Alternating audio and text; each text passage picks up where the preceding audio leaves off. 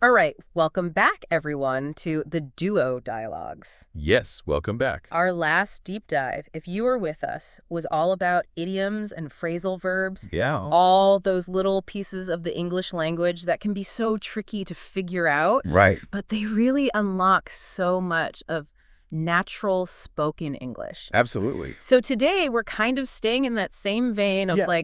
boosting your comprehension. Uh-huh. But we're going to zoom in on a very particular challenge that I know a lot of you face. Okay.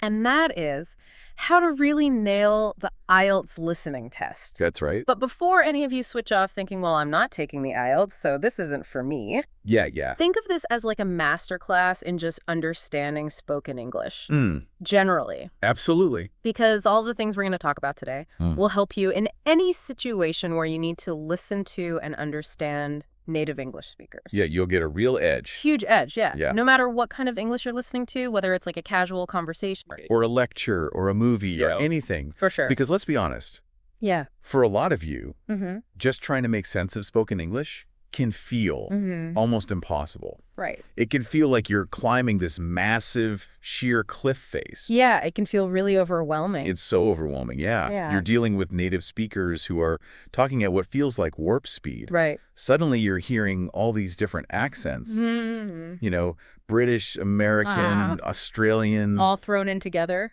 And then to make things even harder, Yeah. the IELTS throws in all these little curveballs It does, yeah. just to keep you on your To toes. see if you're really paying attention. Exactly. Yeah. And on top of all of that, Yeah. you've got to take notes at the same time. Right. So it's like you're trying to juggle flaming torches while doing a Rubik's Cube blindfolded. That's a lot to handle for sure. It's intense. Yeah. So to help you guys out, Yeah. that's why we're doing this deep dive today. Yeah. Exactly. Our mission is to arm you with the knowledge and the strategies Yeah. that are going to make understanding spoken English so much easier. To make it feel manageable, Manageable. not so overwhelming. Yeah, not so overwhelming. Yeah. To boost your focus. Yeah. And just to give you the confidence that you can handle any kind of spoken English that's thrown your way. Right. Okay, so first of all, let's just demystify this whole IELTS listening test. Okay. What does it actually look like? So the IELTS listening test is Yeah. actually very predictable. Okay. It's divided into 4 sections. Okay, 4 sections. 4 distinct sections. Right. Section 1 is always a conversation between 2 people Okay. in a social context. Oh, it's like an everyday kind of situation. Right. Yeah. Imagine overhearing someone booking a hotel room Mhm. or maybe asking for directions. Yeah. Those are the kinds of things that you'll hear in section 1. Okay, that's not too scary. No, not too bad. Right. It eases you in. It eases you in, yeah. So what about section 2? So section 2 is a monologue.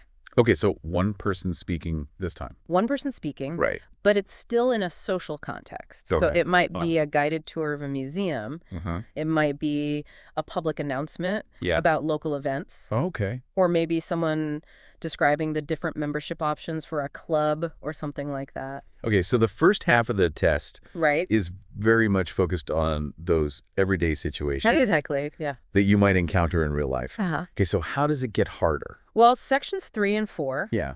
move into a more academic sphere. Wow. So section 3 is a conversation again, Right. typically between 2 to 4 people. Okay. And this is set in an educational or a training context. Gotcha. So you might hear students discussing a university assignment together, Yeah. or maybe planning a research project Okay. with their professor. So we're moving away from just general chit-chat Right. to more specific academic stuff. Yeah.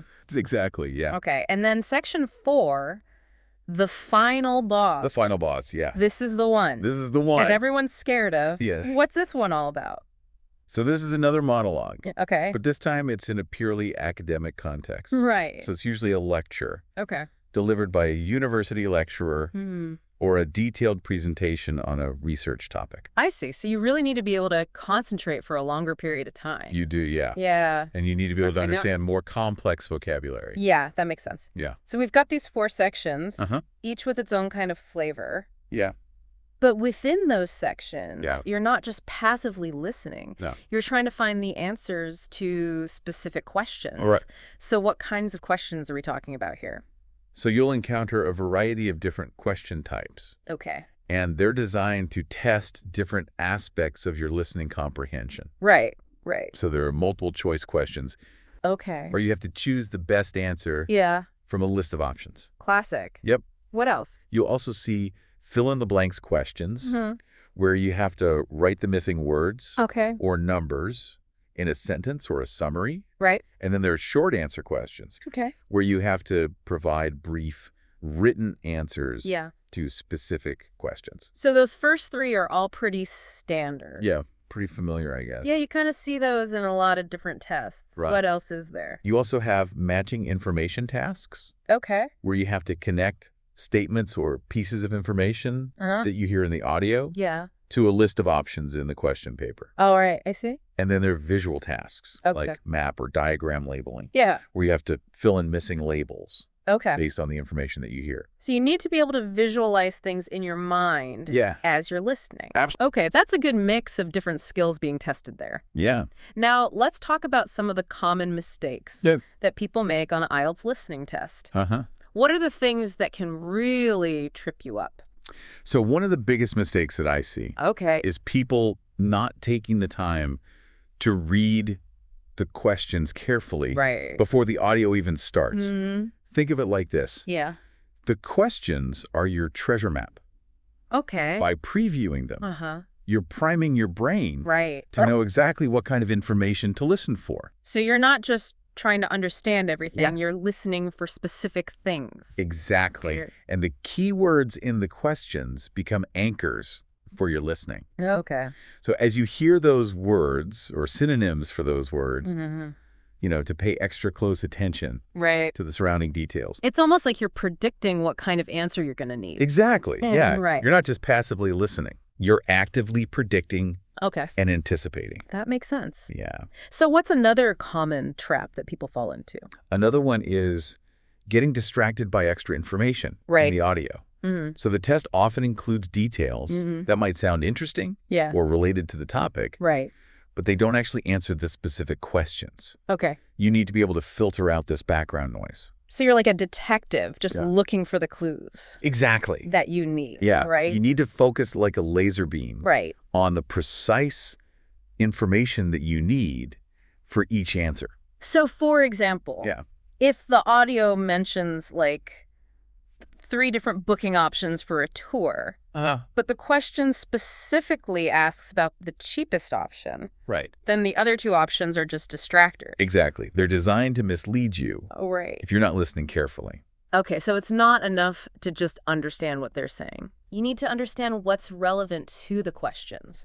What about when you're actually writing down your answers? Okay, well, one thing that people often underestimate is spelling. Spelling, the bane of everyone's existence. Right. But it's so important. It is, Even if you understand the answer perfectly, if you spell it wrong, you can lose marks. So pay attention to spelling. Especially for those really common words that you think you know how to spell. Exactly. Because under pressure, it's easy to make mistakes. It's so easy to make mistakes. Okay, so spelling, super important. Yes. What else? Another common mistake is waiting until the very end of a section to write down your answers. Remember, the audio usually only plays once. And trying to remember everything at the end can lead to mistakes. So you forget things. You misremember things. Exactly. So it's much better to jot down notes. As you're listening. While you're listening. Okay. And then you can transfer your complete answers either as you go through the section or immediately after it finishes. Okay, so real-time engagement with those questions and your answer sheet is key. Absolutely. Okay, now let's talk about some of the things that you can do to actively improve your listening skills. What are your top tips? So this is where it gets really exciting. We're going to delve into the world of active listening. One really powerful technique is watching English language movies and TV shows. And to make it really challenging, start by watching without subtitles. Without subtitles. This forces your brain to really work hard. To understand what's being said. You've got no crutches. No crutches. And then you can watch it again with subtitles. To reinforce your understanding and to pick up any new vocabulary and to see how those words are actually spelled. Exactly, Okay, I like that. So you've got movies and TV shows. What else? Listening to podcasts is another great resource. Podcasts. Obviously, I have to recommend the Duo dialogue. Of course. A little bit of shameless self-promotion there. Yeah, why not? But also, just generally, podcasts are fantastic. They are, yeah. Yeah. Because you get such a variety of topics. Yeah. And speaking styles. Right. It's not just one person speaking in one way the whole time. Exactly. So it's really good for training your ear. Okay. Another really simple but effective technique is to repeat difficult words and phrases aloud. Oh, so physically say them out loud. Yes. Okay. This helps you to improve your pronunciation, and it also helps you to process those sounds when you hear them again. So you're kind of getting used to how those sounds feel in your own mouth. Exactly, yeah. Okay. It's like you're training your muscles. Yeah. Your speech muscles. Your speech muscles, yeah. Yeah. Okay, so we've got those general things. What about something a little bit more targeted? Okay, well, there's a technique called shadowing. Shadowing. Okay. What's that? This is where you listen to a sentence or a short piece of audio. Okay. And you immediately repeat it. Right. Trying to copy the speaker's pronunciation, their intonation, and their rhythm. So you're like their shadow. Yes, exactly. You're trying to be them. Yeah. Okay. I can see how that would be really helpful. It's really good for understanding connected speech. Okay. How words link together. Right. Because native speakers don't pronounce every word individually. Right. It all blends together. Yeah. Yeah. So shadowing helps you to get used to that. Okay. What about using transcripts?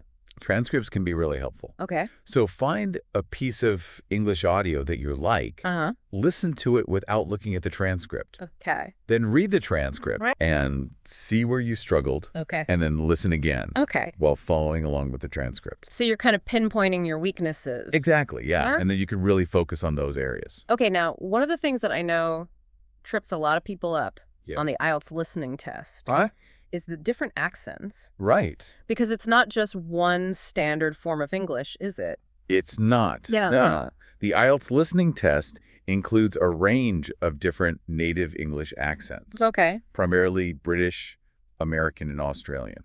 And if you're not used to hearing those different accents, it can be really tough. It can be, to understand what they're saying. Yeah. So can you give us a couple of examples of how the same word might be pronounced differently in different accents? Yeah, so let's take the word water. Water. In British English, it often sounds more like water. What?